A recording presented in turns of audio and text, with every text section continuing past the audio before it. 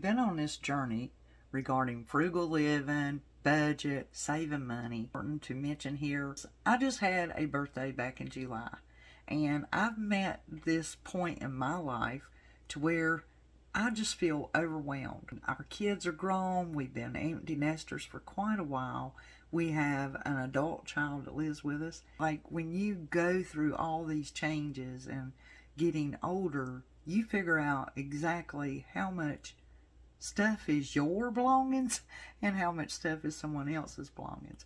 And so I've always been, well, I thought organized, but as a DIYer and a creative mind, plus I have ADD, I'm starting to get overwhelmed with a lot of clutter. And I've been fighting with this clutter now for about 8 or 9 years. And this is just like gotten to that point. So I've done a lot of research and watching and listening to a lot of experts.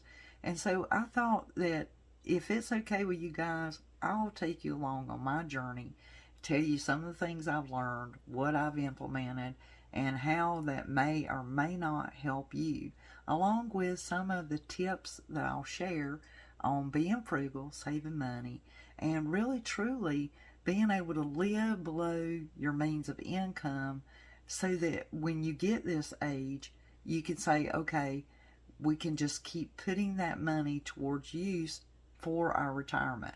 My husband wants to retire at the early stage. He wants to take a partial, and he is only about 3 years from being able to do that as far as age goes. But financially, I want to make sure we have things in place so that we can do that. Well, things have changed. The economy has gotten worse. People are struggling, paying your bills. Everything increased with inflation, including postage stamps. So it's like everywhere I turn, something that we didn't have to pay before, we are now having to suffer the wrath of that price increase. And groceries is crazy. The things that we normally buy, we bought for years, it's our routine thing on a weekly basis. I can remember years ago when we had 4 kids here at home, that was $25 per week. So we put up our food and we raise a garden and we do all these things. That same grocery list, very same grocery list, $60. It does not matter, $60 a pop every time you go in the store. Along with that, this decluttering, I'm very creative. I see value in everything that I put my hands on. I can't see in doing away with something. I believe in, if it's not broke, don't fix it. But this needs to be fixed. All this, too much stuff. Not being able to find things that I know I have purchased, or not being able to enjoy the things that I purchased thinking that's what I'm going to do. And so I'm going to take you guys along on this journey with me. I'm going to share with you what I've been dealing with and going through. Now, I will tell you a little backstory as I kind of turn this camera and let you see in the background some of what I am dealing with. See, but just looking right straight behind me, look at that. You see all of that clutter? Now, I want you to bear in mind, I've already sent out about 8 case boxes. I've already took 4 case boxes for donation, and I currently have 4 more case boxes going for donation, and I'm still at it. It's almost like I cannot see the bottom yet, per se. That's making me feel more comfortable. And I have put off a lot of things because, well, there were schedules to keep. We had so much going on. We have elder parents that have to be cared for. My mother's had bouts with the hospital. My in-laws, there's been a lot going on. And during that time, we have gardening and things that we do on a regular basis. But these are things that's added on to the plate. Now, I'm bringing you with me because I really have come across some good ideas.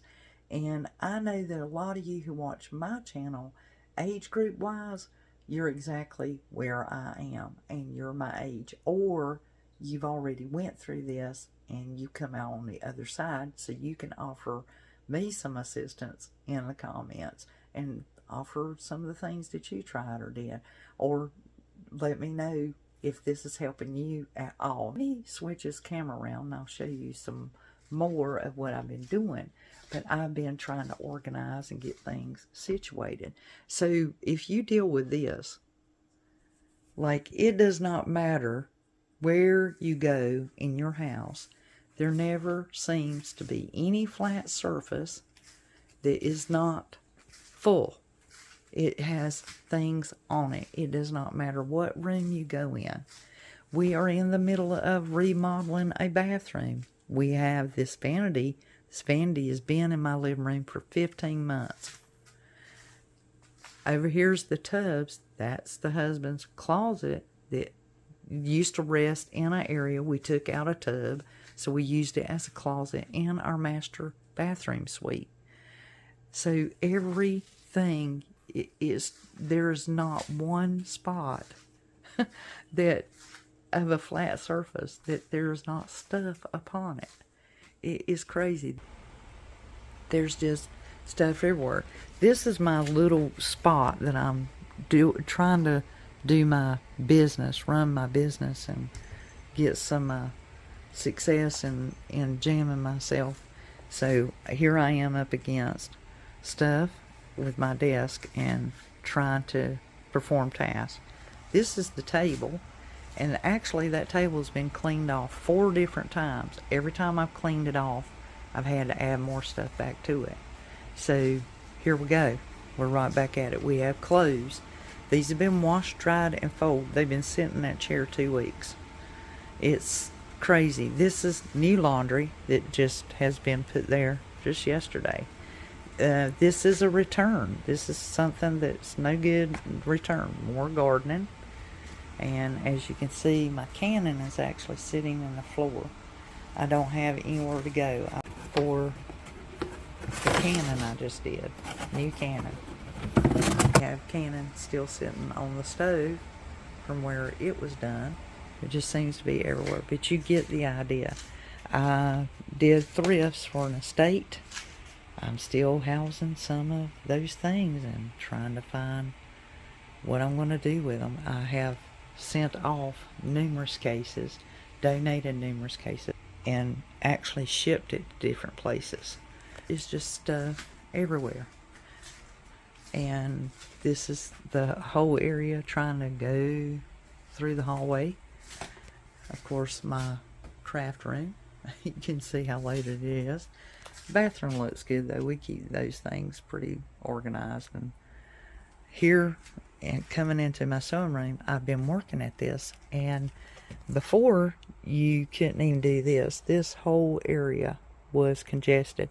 That whole area was congested. As you can see, I've been doing some organizing, breaking down boxes, and getting a lot done. The whole ironing board at one time was all the way up the wall. It was all the way to that sign right there that you see. This whole corner, you couldn't even see it. You couldn't even see the wall. It was stuff piled all the way up to the ironing board. And then the ironing board all the way up to that sign. Still more stuff. There's boxes I've been breaking down, stuff I've been organizing. This has been cleaned up. The whole top of this has been cleaned one time. And of course I've had to use it as a work area for organizing. So you have to make a mess in order to get cleaned up. I've had to clean stuff out, like go through it. And I couldn't even open up this door. I had so much in front of this cart. It was piled to here. It was just stuff piled high. So I just wanted to give you a glance of what I'm dealing with and what I'm doing, so that you can come along on the journey with me. And you can see these are tubs that have been packed, labeled, and that stuff has got to find a place to go. But for now, it's there. So this is stuff that's been gone through, situated, and now it's a matter of doing what's got to be done with it. Been a journey, and is still a journey. So I declutter and go through things. See if it helps anyone else. You been dealing with that too, please share with me. Tell me in the comments. We can chat back and forth. And are you working on decluttering, and what are some of the tips that you've learned and helped you along the way? The first thing that I want to share that I learned that works best for me, especially with ADD, I've always had to stay organized because I am attention deficit disorder. I've never been professionally diagnosed with that. My son has. My son was diagnosed with ADHD, but when I was coming up, I was born in the 60s. You know, I was an 80s girl. They didn't have a name for it then. This was not identified until the 80s. They didn't start labeling this and calling it that. They thought you might have had a learning disability, and a lot of times when I was in school, I was actually treated like that when I was in my elementary school before entering middle school, and that's when they discovered I didn't have a learning disability. I was actually really, really smart, and I just didn't have a clear understanding of what they needed from me. I was academically gifted, so they didn't have enough to challenge me with. So they actually taught me how to pace myself and learn along with the others, and basically held put a gauge on me saying, okay, we can't go faster than the others, we have to stay with them. And that's how they handled it back then. It was a different situation than what it is now. And see, now you got college courses and challenges, you got learning centers and all these things, and they didn't have any of that when I was coming about. But people who know me have always told me ADD, or that I was hyper, that they just see that as normal for me, and they define. I did not have a learning problem. I love to learn. I'm very eager to learn, and I absorb information. I mean, like, as much as you can give me, I will just drink it up. And I love being creative and learning something new and working with my hands and doing everything. I mean, I think that's the thing with ADD, is it's a strength. It's like you're interested in everything. The tips that I've learned, because I am organized, and because I always per se have a place for stuff, with ADD, you do that. You hang on to these things, and you have this certain place you put them, even if they're just kind of all together. The idea is don't move it, because it will totally mess us up. It's very upsetting, and we are organized in our own way. We have our thing. So I found that if I am dealing with a per se pile, that I do one thing at a time. And I have started saying, okay, I know I can get this done in a set amount of time, because that's really how I've had to do my whole life. When you have kids and you got to multitask all the time, and you have a husband, and you have all these things going on in your life, running a business and taking care of family and parents and stuff who are sick, you have to do a lot, and your brain has to split off, and you have to do a lot of multitasking really, really quick. And you got to be quick on your feet and be a good problem solver and come up with solutions quickly. My home clean, and especially in the bathrooms and anything that I come in contact with. And so I do not go to bed with dishes in the sink. When we fix supper, we clean as we go. But when you're overwhelmed with all this other sitting around, you just don't have space for nothing. I mean, everything comes in, it's like it just sits there forever until you can get to it and then get it where it needs to go. And so that's where this overwhelm came in. And that's why I'm telling you, my tips that I've learned, I have held on to plastic bags. I use them for everything. And I'm big on labeling. I label everything. ADD, it's important to label things. It's extremely important.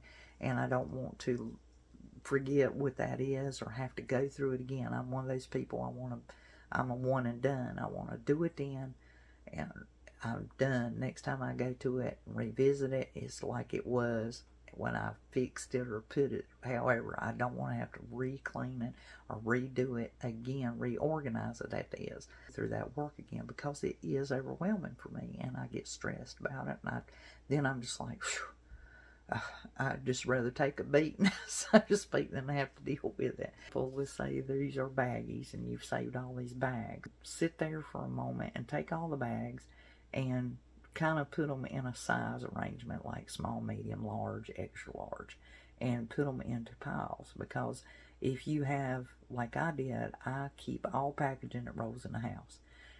Getting me to break down a cardboard box is just like you almost have to pay me to do it, because I end up using those boxes. And so of course I would keep them in their full size, and I would like stack them together inside of each other and have all kinds of awkward sizes, and they would just look like the Leaning Tower of Pisa. And I mean, they go up 6 feet tall.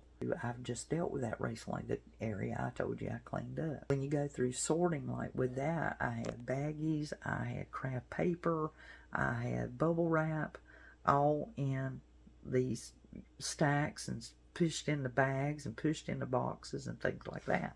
So I took that pile and I separated all the craft paper, all the bubble wrap, and all the bags. I'm sitting there on the floor and I'm just stick them in a pile. You know, these are the papers, these are the bags, these are the bubble wrap. Sorted that. Then I went through and I looked at it and I said, okay, is this usable? Is it good? How bad do I need it? Is it tore up or is it damaged? So basically, is it, you know, ask yourself the 3 questions I did. Do I need it? Am I going to use it?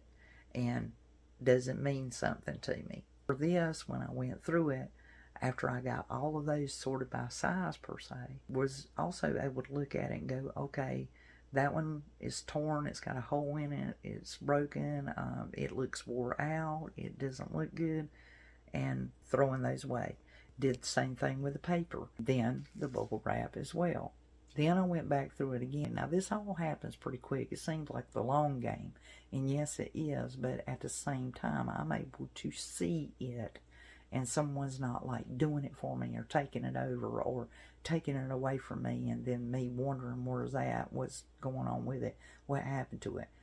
And so that's me being in charge of me and holding myself accountable for doing what needs to be done. I went through it, and after I'd seen all the paper, I was like, oh my gosh, I have more than I need of this. I took what I wanted. The rest of it, it occurred to me, paper is wood. It comes from wood pulp, and it's recyclable. So therefore, I'm okay as long as I know I'm not harming the earth and it's benefiting something, and it breaks down. So of course, I decided to recycle that. The plastic, the same way. I went through the baggies. I thought, oh, I've got all that I need of this. I kept what I wanted, and then the rest of it I can donate. Bubble wrap, the same way. Went through it, got all I needed. This is tore up, throw that away, and the rest of it I donated it. Now I know what you're thinking. How do you donate plastic bags and bubble wrap? Well, I'll tell you this. The paper, I know that I can put that in a recycle bin, or I can actually put it in my cardboard pile with the recycling, or I can actually put it in a trash can and it's going to break down. You know, if it goes to landfill, it's going to break down. It's actually going to assist in breaking down the rest of the garbage because it is natural and it's going to go right back to the earth. Plastic bags. Well, your local grocery stores have a recycling bin outside of them that take the shopping bags. Bubble wrap.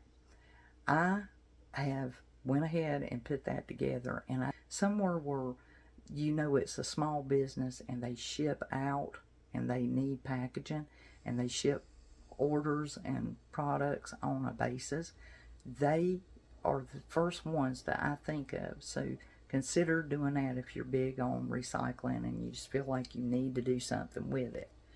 The packing peanuts, well, 85 to 90% of them are now all biodegradable. They're soy, so you can soak them down with water and they'll wash right down the sink. They dissolve. I do those as they come in. That happens pretty quick. I can go ahead and get rid of them. I don't keep that stuff around. That is, you're just asking for trash to pile up your house, and there's just not enough space for all that.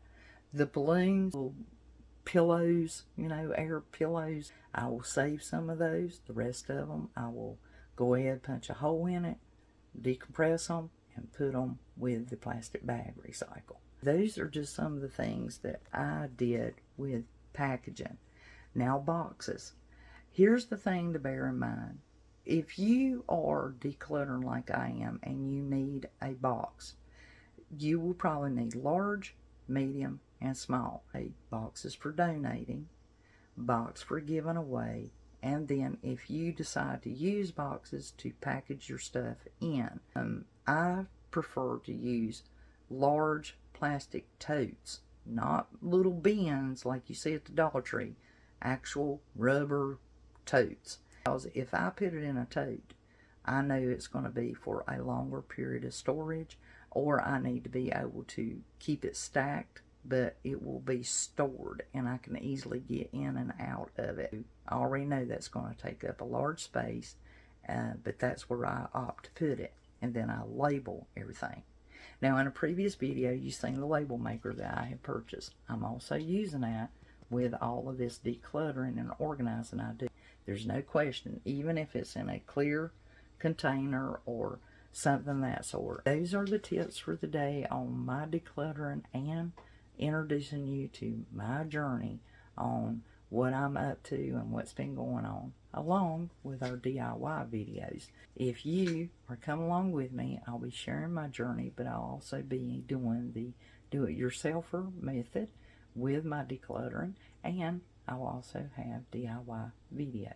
Like this video and share it out with someone you think it might assist them, or maybe they have a lot in common with me and you think they'd benefit from it. And if you haven't subscribed to the channel, well, subscribe to the channel. I'll be doing this decluttering journey, but we also do a lot of DIYs on here, and I'm always sharing some budget-friendly tips to save you money, or some of the things that will save you on time and space, as well as being frugal. So that's all from Elizabeth. Until the next DIY, well, I'll be crafting y'all.